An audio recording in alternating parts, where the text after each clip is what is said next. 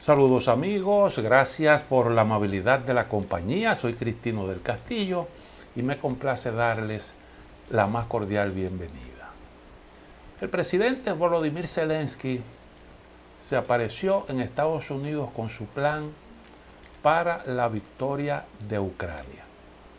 Oficialmente no se conoce en qué consiste el plan, pero The Times se encargó de averiguarlo. Y según este medio, ese plan contempla 4 puntos.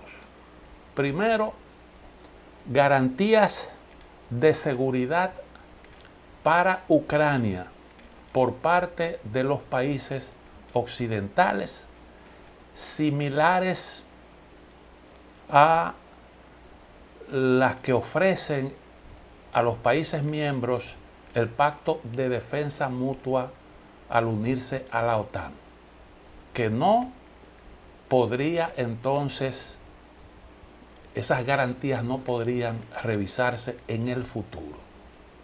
En segundo punto, asistencia financiera para la recuperación económica. En segundo lugar, el suministro de armas modernas por parte de Occidente. Ucrania hace hincapié en que necesita un alcance completo, como ellos dicen. Es decir, poder llegar con misiles de largo alcance a cualquier punto del territorio de la Federación Rusa. Otro punto, aprobación de la continuidad de la operación de las Fuerzas Armadas de Ucrania en la región de Kursk. Esos son los 4 puntos que según The Times contempla el plan de Zelensky, que está redactado, digo yo, de una manera que puede prestarse a interpretaciones diversas. Lo primero es que si le echamos un vistazo a lo que ocurre actualmente en el campo de batalla, veríamos que Rusia avanza con confianza de manera lenta pero sostenida.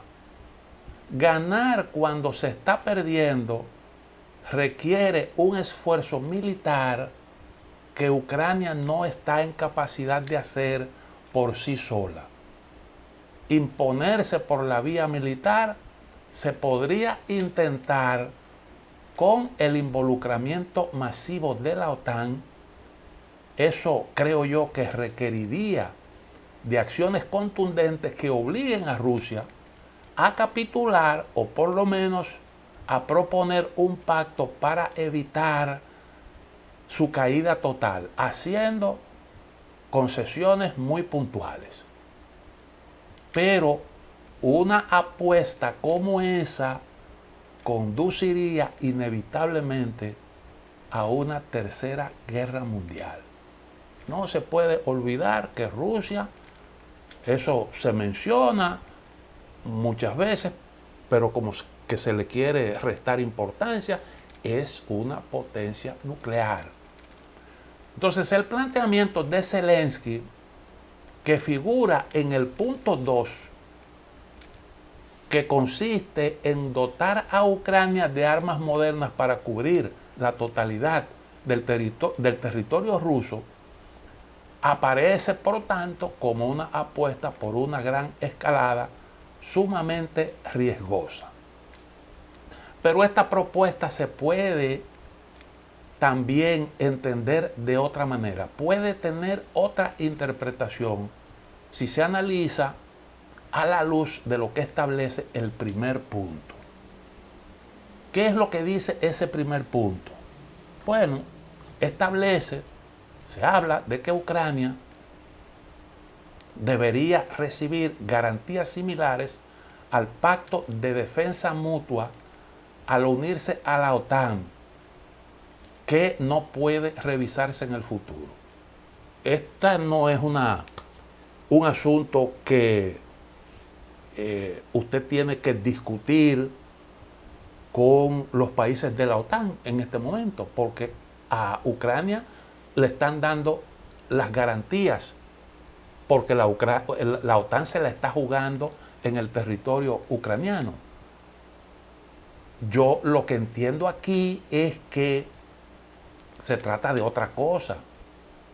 Y es importante notar que no se está pidiendo el ingreso de Ucrania a la OTAN. Más bien de lo que se habla es de garantías similares al que tiene un miembro de la OTAN en caso de ser agredido. Entonces pareciera que Ucrania estaría dispuesta a renunciar a su intención de hacerse miembro de la OTAN. Y esto pudiera significar que el triunfo que prevé Zelensky no sería el producto de una derrota militar total de Rusia, sino de una negociación que implique concesiones mutuas.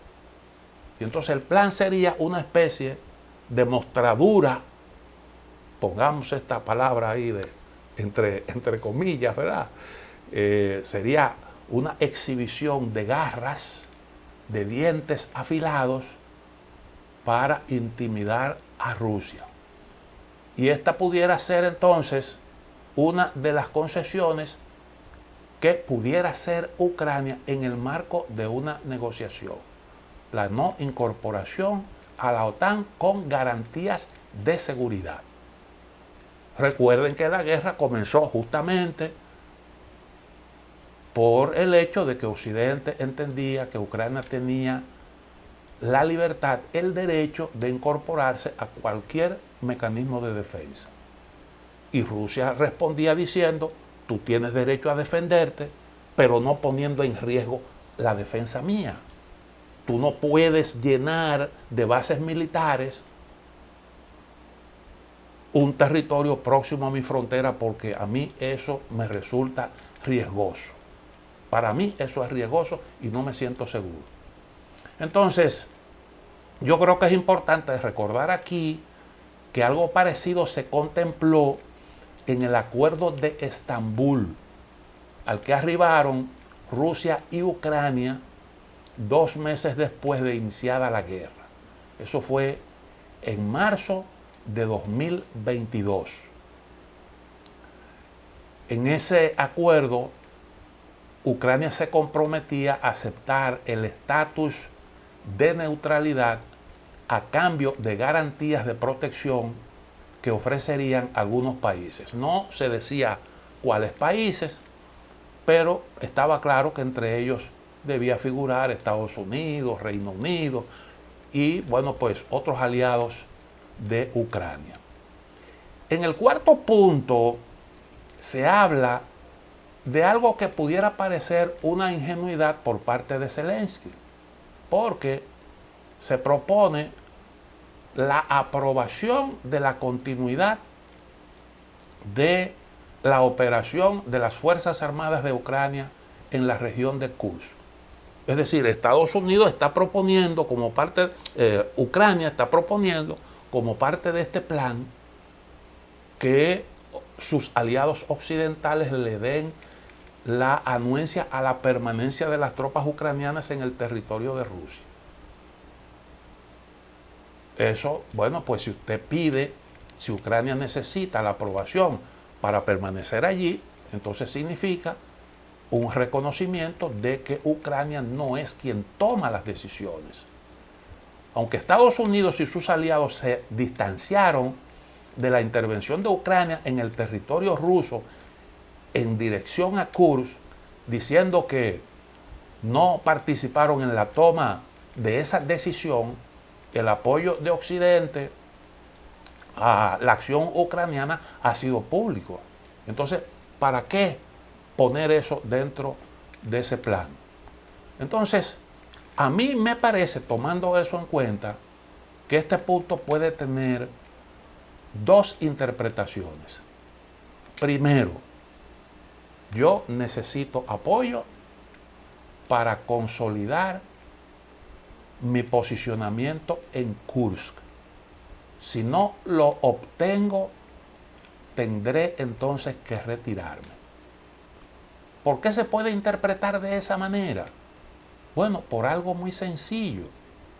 y es que la presencia de esas tropas ucranianas en el territorio ruso, desde el punto de vista militar, no tiene absolutamente ningún sentido, porque el efecto que eso pudo tener no lo tuvo, que era lograr que Rusia desviara tropas de esas que tienen bajo asedio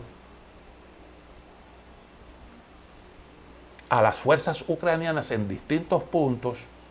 Eso no se produjo, que se desviara eso y se enviara para hacerle frente a esas fuerzas que avanzaron sobre el territorio de Rusia.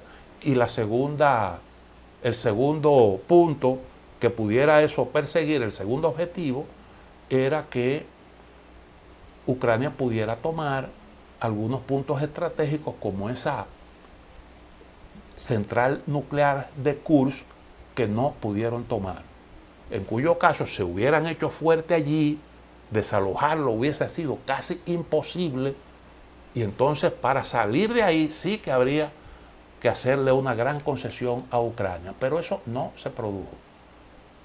Ahora, si usted mantiene esas tropas ahí sin que el curso de la guerra se decida ahí en el territorio de Rusia, mientras hay puntos en los que sí se están teniendo batallas que son importantes, importantísimas para el curso de la guerra, entonces, bueno, cuando usted distrae esa fuerza, está cometiendo un error.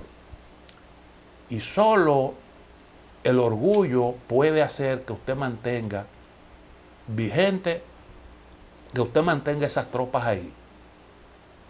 ¿Por qué yo digo el orgullo? Bueno, porque usted se cansó de decir que eso era parte del poderío ucraniano, que Rusia era vulnerable, que usted le había aceptado un golpe durísimo y usted era el león del Comahón. Y entonces de repente tendría que admitir que sus fuerzas no son suficientes para mantener aquello. Y yo digo, si yo fuera Rusia, yo haría lo posible por mantener congelado ese frente para distraer tropas ucranianas. Bueno, la segunda interpretación pudiera ser, si consolidamos el dominio de esos territorios actualmente bajo nuestro control, podremos utilizarlos para unas negociaciones futuras con Rusia. Entonces, desde esta óptica, el plan de Zelensky, en el fondo, pudiera consistir en lo siguiente: proponer a Rusia la neutralidad a cambio de un intercambio de territorios, valga la repetición de esa palabra, que garantice a Ucrania recuperar al menos parte de lo que Rusia tiene, de los territorios que Rusia tiene bajo su control.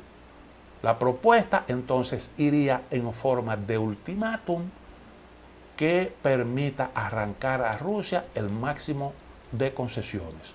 O negocias bajo esas condiciones, o la guerra llegará al corazón mismo de la Federación Rusa con la ayuda de misiles de largo alcance. Yo creo que algo parecido contempla el informe de Rand Corporation, que se elaboró hace bastante tiempo, lo hemos comentado aquí en otros programas. Rand Corporation es una organización no gubernamental de mucha influencia en Estados Unidos, que hace investigaciones para el Pentágono, para entidades públicas de los Estados Unidos sobre asuntos de seguridad. Es especialista en estos temas, y en ese informe se analiza cómo pudiera terminar la guerra en Ucrania. Allí se dice, Estados Unidos ya consiguió sus objetivos estratégicos en esa guerra y por tanto su prolongación no es conveniente. Lo que conviene es una negociación. Y para obligar a Rusia a negociar en condiciones favorables, usted tiene que presentarle a Rusia una agenda por parte suya que claramente le diga que el discurrir de la guerra, que el desenlace no será a favor suyo, o por lo menos que usted tendría que sufrir grandes consecuencias. Y entre otras cosas se sugería que la OTAN, bueno, se hablaba de Estados Unidos y sus aliados, presentaran un cronograma de suministro de armas a Ucrania que fuera cada vez más arriesgado, que fuera incrementando su apuesta por Ucrania, que yo creo que en gran medida es lo que se ha estado haciendo. Entonces lo que Zelensky está proponiendo es algo muy parecido. Tiene el componente que ya hablé de alto riesgo, y es que si se diera un paso en esa dirección, entonces eso pudiera tener consecuencias graves. Pero manejar eso como una forma de usted arrancar concesiones pudiera tener algún tipo de sentido.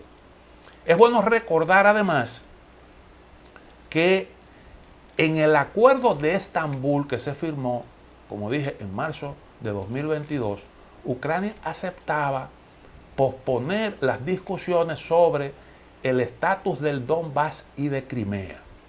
Y Rusia convenía en el retiro de sus tropas del territorio ucraniano ocupado después del 24 de febrero de 2022, cuando Rusia inició su denominada operación especial. En el momento actual sería casi imposible un arreglo similar sin que se produjera un cambio significativo en el campo de batalla. Rusia ha hecho un esfuerzo militar grande, ha tenido pérdidas, ha hecho una gran inversión, y no es verdad que después de haber logrado avances importantes, hará unas concesiones tan grandes como las que significaban los puntos que se incluyeron en el acuerdo de Estambul, que en realidad no era algo tan extraordinario porque la guerra apenas comenzaba. Y yo creo que ahí Rusia demostró que su interés no era meramente territorial, sino que realmente era un asunto de seguridad. Entonces, el punto sobre la asistencia financiera para la recuperación económica, creo yo que es cónsono con la interpretación que estamos haciendo, porque no tendría sentido proponerle eso a los aliados que de hecho han estado ayudando económicamente a Ucrania, si no fuera como parte de una estrategia para negociar con Rusia. Entonces aquí lo que se pudiera estar sugiriendo es poner sobre la mesa de las discusiones el tema del destino de las reservas rusas congeladas. Estamos hablando de más de 300.000 millones de dólares. Para Ucrania es vital, desde luego, el tema de la reconstrucción. Protección y reconstrucción son dos aportes que corresponderán fundamentalmente a Occidente, por razones que yo entiendo que son obvias. Pero Occidente ya dispuso de los intereses generados por esos fondos rusos. Estamos hablando de cerca de 50.000 millones de dólares. Se dispuso para acudir en ayuda a Ucrania. Y entonces ese pudiera ser también un tema de discusión, esos 50.000 millones de dólares. A lo mejor no se consigue un acuerdo mayor, pero en definitiva de lo que se trataría sería de meter el tema en la discusión en unas eventuales negociaciones. Yo creo que el presidente Zelensky cometió algunos errores. El primero es que presentó un plan a Biden lo socializó con Kamala Harris. La intención era también incluir a Donald Trump, pero Donald Trump se rehusó. Fue muy evidente que lo del plan se manejó como parte de una ofensiva de marketing a favor de Kamala Harris y del Partido Demócrata de Estados Unidos.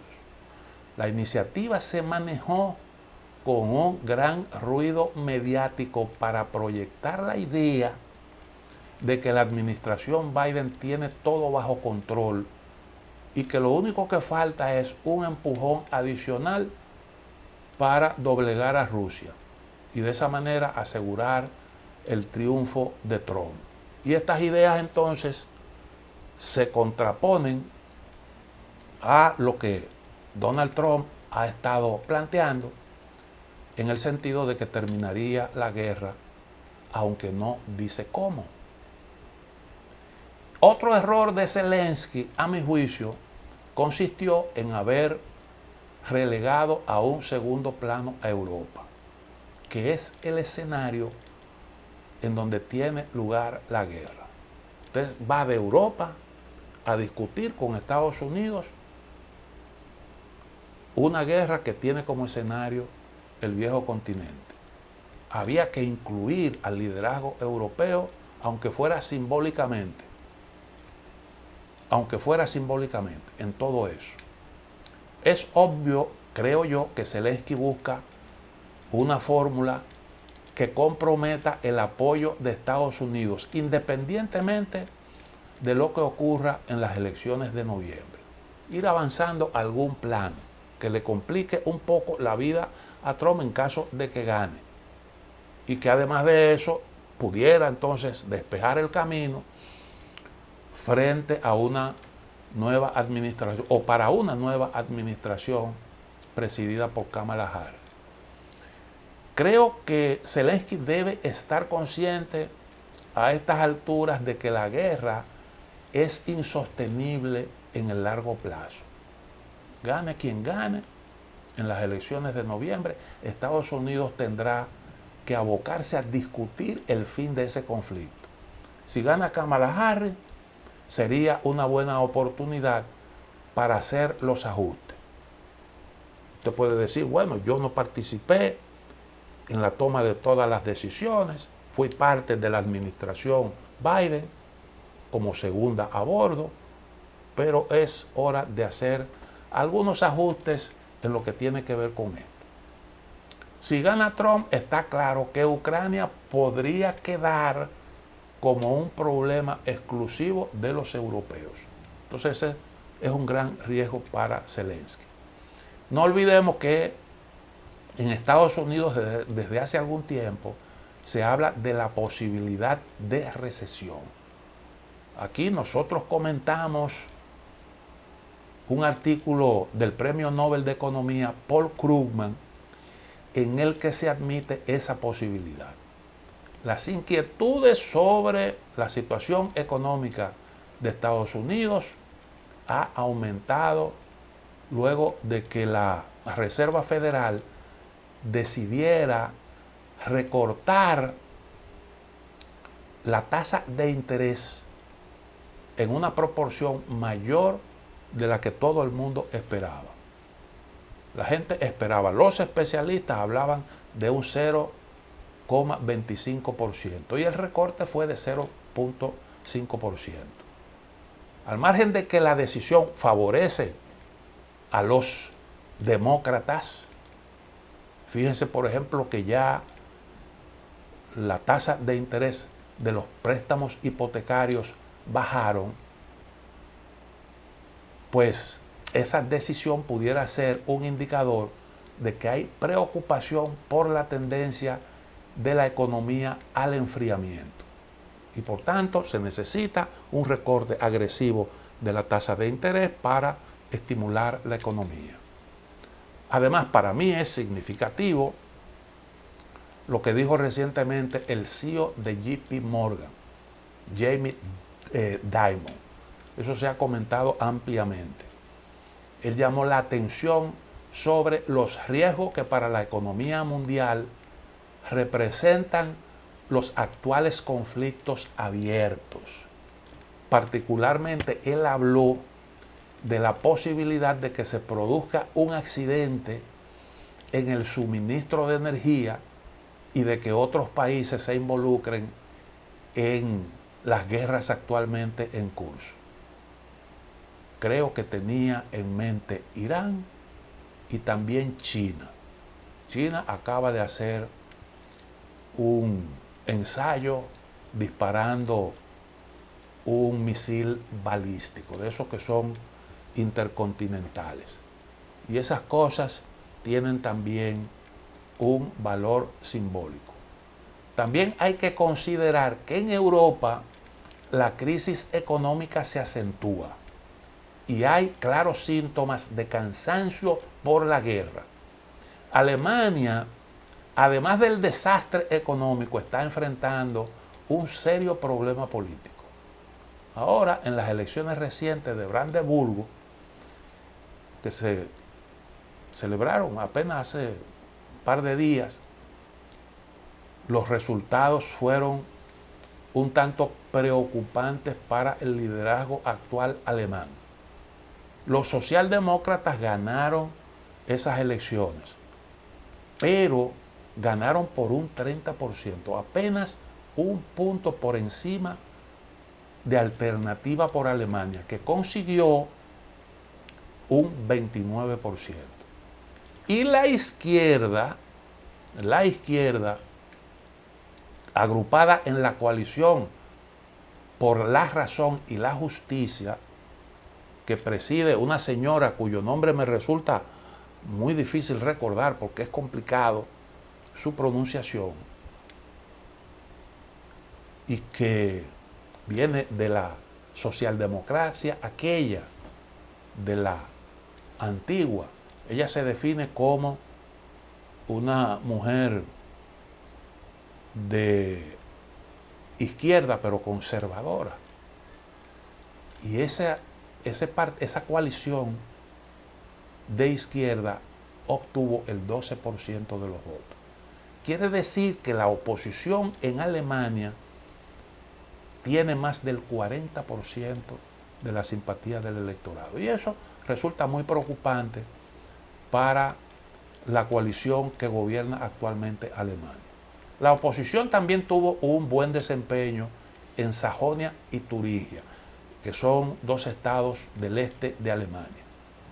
Y los alemanes andan desesperados buscando suministros adicionales de gas y de petróleo, lo que refleja su preocupación por el curso del conflicto en Ucrania y eso que está pasando también en Oriente Medio. Y es lo que explica la reciente visita a Kazajstán de Olaf Scholz. Kazajstán es un productor de gas y de petróleo y Scholz quiere conseguir una alternativa ahí en ese país. Que por cierto, el presidente Tokayev le dio un consejo a Scholz. Hay que discutir con Rusia, porque no será fácil ganarle a Rusia en el campo de batalla.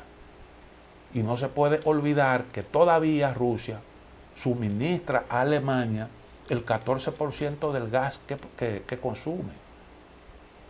Y este es un factor que hay que ponerlo sobre la balanza. A pesar de las sanciones, Rusia todavía provee más gas a Alemania que Estados Unidos. Francia, que es el segundo motor de la economía después de Alemania, también está cojeando. Hoy en día Macron tiene un problema político serio, porque él adelantó las elecciones parlamentarias. Su partido quedó en tercer lugar, ganó la izquierda. Y resulta que aunque la izquierda ganó, Macron se las ingenió para poner como primer ministro a un individuo de la derecha conservadora. ¿Y qué es lo que está diciendo la oposición? Bueno, que Macron ha desconocido el resultado de las urnas, el veredicto de las urnas. Bueno, yo creo que Zelensky sabe que el tiempo apremia. Y es por eso que él, hablando de su propuesta, dice que la decisión sobre la misma debe tomarse entre octubre y diciembre. El problema es que los demócratas en el poder, si bien quieren proyectar la idea de que tienen todo bajo control, a ellos no les favorece la escalada en Ucrania más allá de lo que es necesario para evitar el colapso de las fuerzas gubernamentales. De hecho, Donald Trump está utilizando el aumento de las tensiones en Ucrania para promover la idea de que Biden está conduciendo al mundo a una tercera guerra mundial. Y ese discurso pudiera estar teniendo su efecto, porque la verdad es que hay mucha preocupación. El secretario general de Naciones Unidas, Antonio Guterres, dijo unas palabras ahora en esta 79 Asamblea de Naciones Unidas que fueron un grito al cielo. Esto es insostenible. Estamos muy cerca de una gran conflagración mundial. Entonces la preocupación es grande. No se puede perder de vista, además, que Joe Biden es lo que le dicen en el lenguaje político de Estados Unidos, en esa jerga muy particular estadounidense, que él es un pato cojo, lo que significa que no puede tomar decisiones de gran calado porque no tiene la fuerza suficiente para eso. Ya Biden se va y su preocupación debe ser irse tranquilo. Entonces, hay que decir en adición a todo esto que el presidente Zelensky también tiene que tener presente que dentro de poco hará presencia en el campo de batalla el general invierno. El general invierno. Todavía no se sabe con qué fuerza viene, pero llegará. Y para Ucrania esa no es una buena noticia, porque Ucrania tiene un sistema energético que es incapaz de satisfacer la demanda del país. Y en esas condiciones y bajo el asedio de Rusia, la llegada del invierno representa un problema bastante serio. Además de que pudiera complicarse la logística para mantener operativas las fuerzas actualmente presentes en el territorio de Rusia.